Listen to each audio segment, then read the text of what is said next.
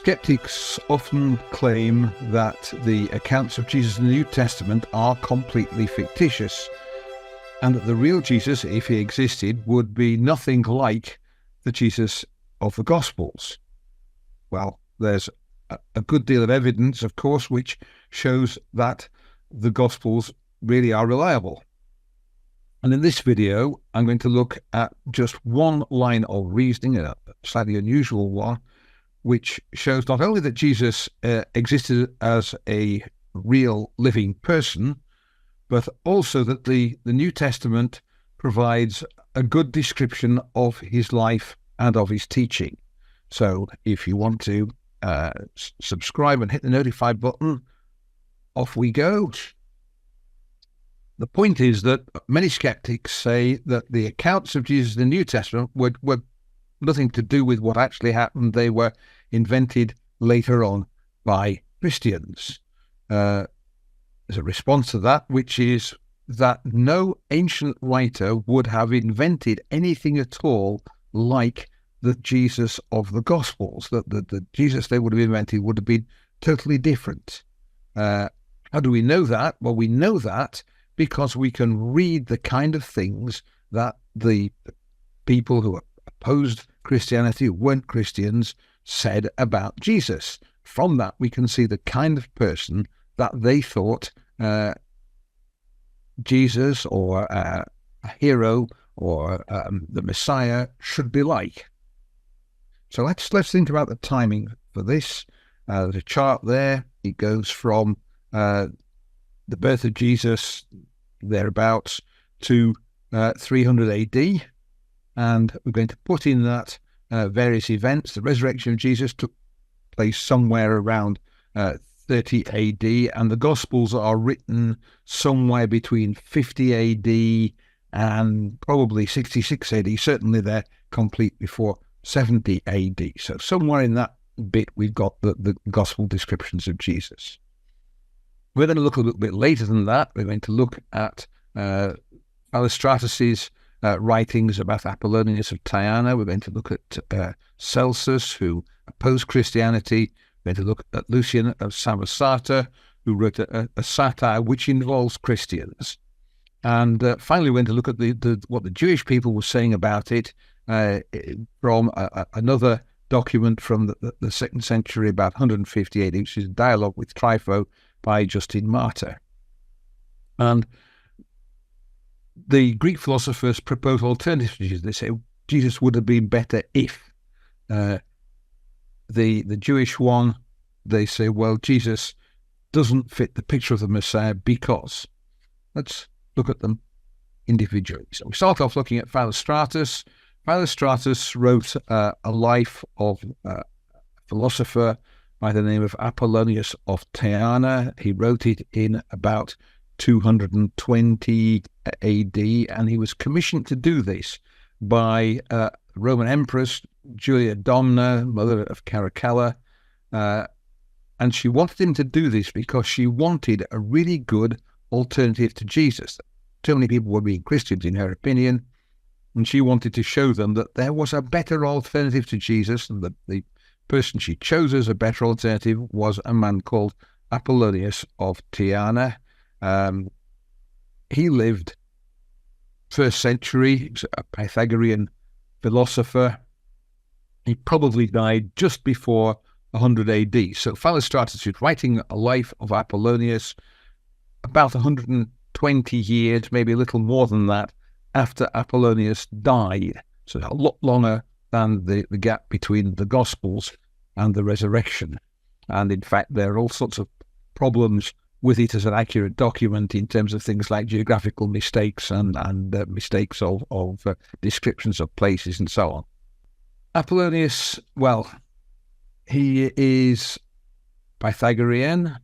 He is a very, very wise and accomplished philosopher, and he travels around the world, and on the way around the world he acquires more wisdom, and he sees all sorts of things and just generally travels around. He gets as far as India, he goes down to Ethiopia, he goes to India via Persia, he goes to Ethiopia via Egypt, he travels to Rome, he travels through Greece. So he's not only a great traveller, but as he goes, he meets important people and the great thinkers of those areas. In Greece, he disputes with various Pythagorean philosophers from whom he learns. When he goes to Egypt, he debates with the Egyptian sages. In fact, he goes to Ethiopia, there are more sages there, and he debates with them. In Persia, he debates with the Magoi, the Magi, and in India, he talks to the Brahmins, and every time he shows that he is wiser than they are, but he also learns from them. And that makes him this great wise man, and he performs great deeds because of this wisdom.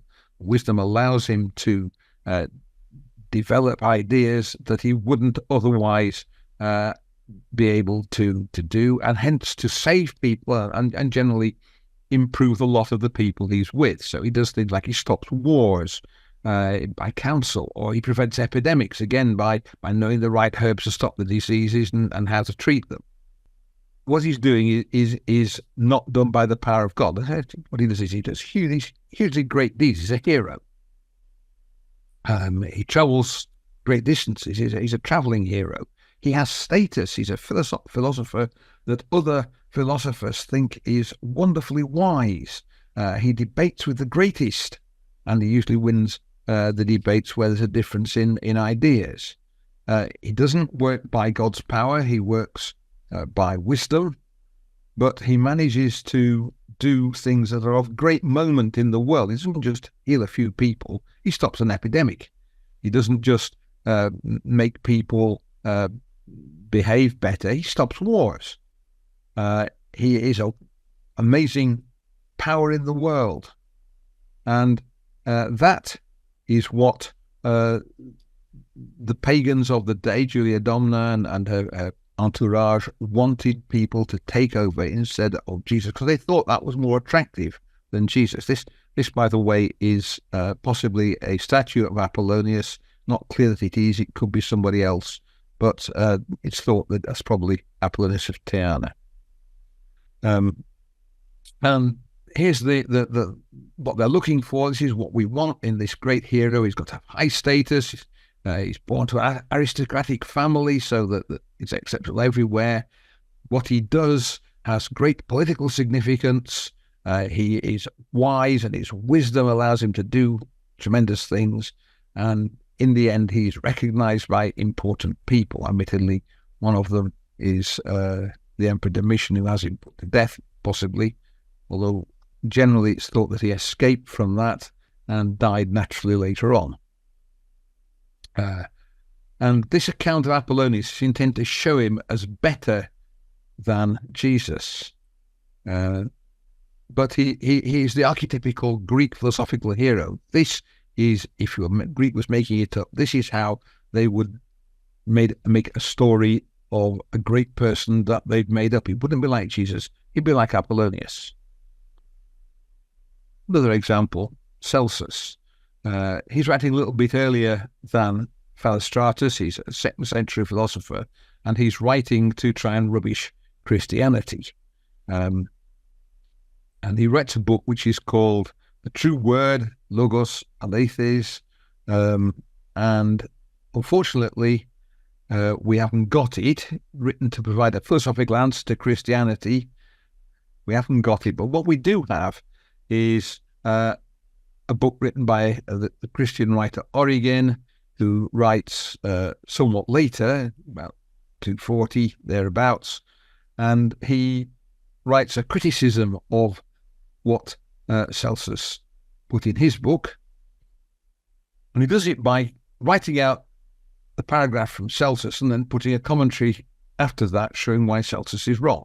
So we've got a fair amount, possibly all, of Celsus's work, along with a commentary on it by Origen. It may be in the wrong order.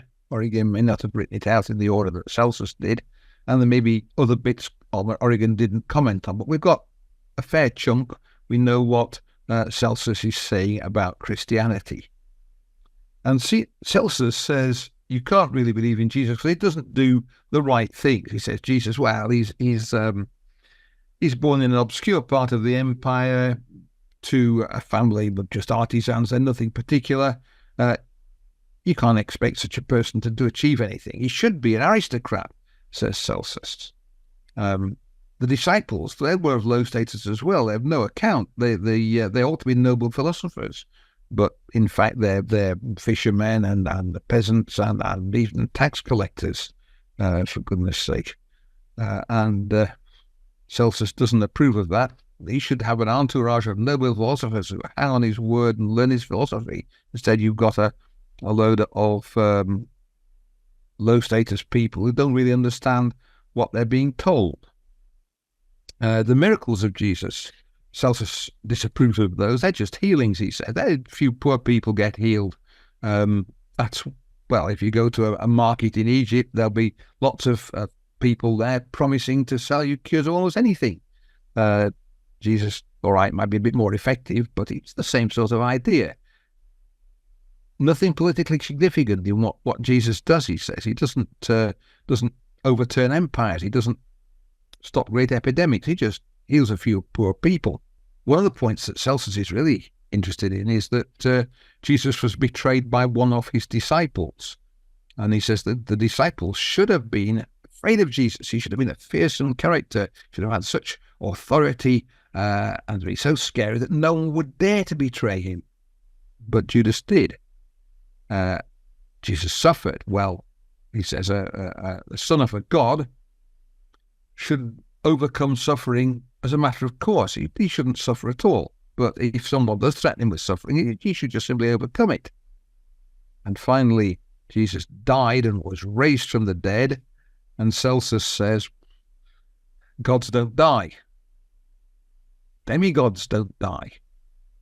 What happens is he should have been an immortal and should have just walked away. Or maybe he should have had an apotheosis. He should have been raised to heaven to go in the sky with the gods. That would have been the kind of hero you should have had. Not Jesus who actually suffers, actually dies, and is then raised from the dead before going to heaven. That's just not the way that a hero should be. The third of the Greek ones is Lucian of Samosata, a satirist, and he mentions Christianity almost in passing. He's not really writing about Christianity. What he's writing about is a philosopher called Peregrinus, who had died at this point, and Lucian doesn't like him, and he's trying to do down Peregrinus's reputation. But one of the things Peregrinus does is he spent some time with Christians who, Lucian says, treated him as God. He said that they considered Peregrinus to be a god. It shows that Lucian isn't actually that familiar with Christianity, really. But he does make an important point, which is that he considers Christians to be fairly uneducated lot and philosophically completely naive. And that in that, he says, they're following Jesus. Jesus was philosophically naive. What you should have had would have been a great philosopher who would found a school of philosophy, who would have known what was going on. And he portrays Christians as not being like that. So we've got some Greek arguments against Christianity. They don't like Jesus because he's a tradesman, carpenter. He's an associate of lower class people. He's not in a king's court. He doesn't do all the things that a really important person should do. He's betrayed by one of his disciples. He's nothing at all like any of the Greek heroes. That's not what you would expect him to be like. They say he should have been highborn, but he wasn't. He should have been a noted philosopher, but he wasn't.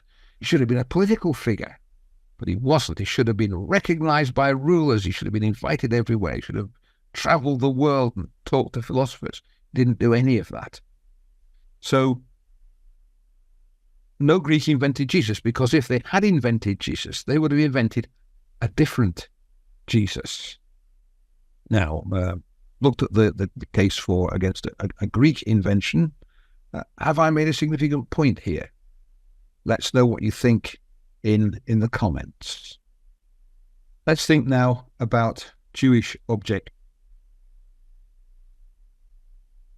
There's the time scale again.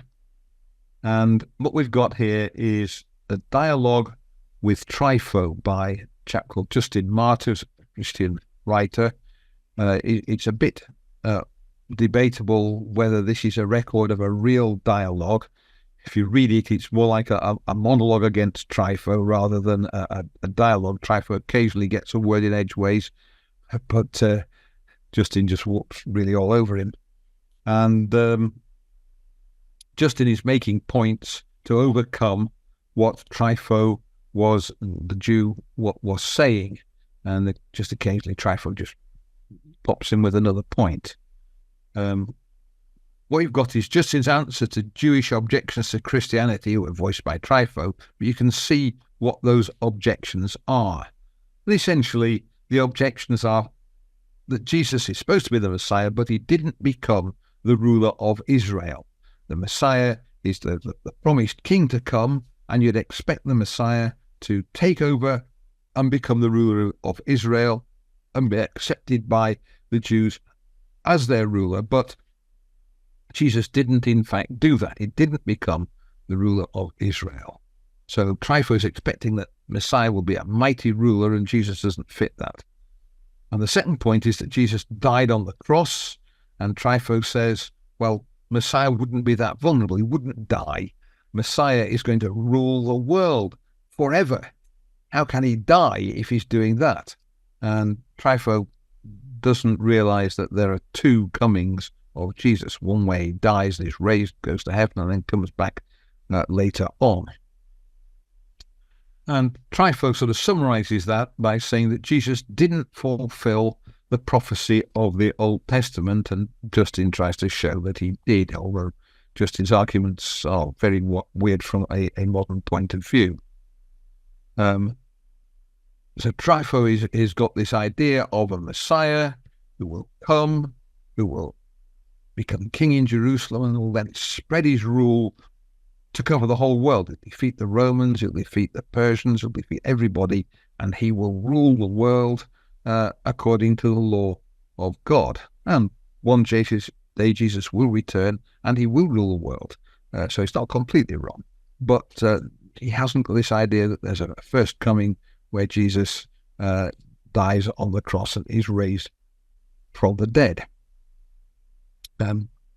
Could that be invented? Could a picture of the Messiah as already having come be invented by a Jew? Well, I suspect not, because then you'd have to say, why isn't he ruling the world? The picture that we've got so far of how the Greeks would treat Jesus and how that the Jews would think about the accounts of Jesus is summarized for us quite nicely by Paul in his first letter to Corinth. It's written about 55 AD, so that's 25 years after the resurrection. And here's what he writes. He says, we preach Christ crucified, a stumbling block to Jews and foolishness, folly to Gentiles. So think about the Jewish writings. We know that Paul is telling us what Jews thought of Jesus because we got the evidence of Justin Martyr talking about Trypho the Jew. And certainly they wouldn't have a picture of Jesus like the one in the New Testament, or should I say a picture of the Messiah like that in the New Testament. And we also saw how the Gentiles thought that Jesus is dying on the cross, but all sorts of other bits of Jesus's career were complete foolishness. If they were inventing a hero figure, someone who was going to found a religion, they wouldn't have invented someone like Jesus. And it's this thing about Jesus being crucified that really sticks. Neither the Greeks nor the Jews like this idea that we have a crucified and raised Messiah who is going to be the leader of a religion. And of course, Paul, back to that point, he says that's true now. His statement matches these non-biblical writings. So, Jesus wasn't invented by Jews. See that? Gospels and the New Testament is nothing like the picture of Jesus that you would get had they been invented by Jewish writers. And similarly, the picture of Jesus in the New Testament is nothing at all like the picture that a Gentile writer would have invented. So, Jesus wasn't invented by Jews, and he wasn't invented by Gentiles. There's no one left. Everyone is either a Jew or a Gentile. There's no one to invent Jesus. Now, some people say, hang on, what about Christians? Did Christians invent Jesus? Well, there's a problem there as well, because Christianity follows Jesus. If Jesus was invented by Christians, where do the Christians come from? How can they be followers of someone who doesn't exist? And it's a general problem. How would a crucified leader? Everyone agrees Jesus was crucified. Every scholar who studied it, it's one of the most obvious and possibly absolute things about Jesus that we know is that he was crucified. How would a crucified leader found a worldwide following unless he rose from the dead? Remember, this being crucified, it's a stumbling block to Jews and foolishness to Gentiles. Neither Jews nor Gentiles of the day are going to follow a Jesus who was crucified unless he rose from the dead. And they were very much disposed to believe he didn't. They didn't want to believe in the resurrection. In 1 Corinthians 15, Paul has to give a long argument about the resurrection of the dead. In verse 12, he tells how many of the people who have become Christians still can't believe in the resurrection.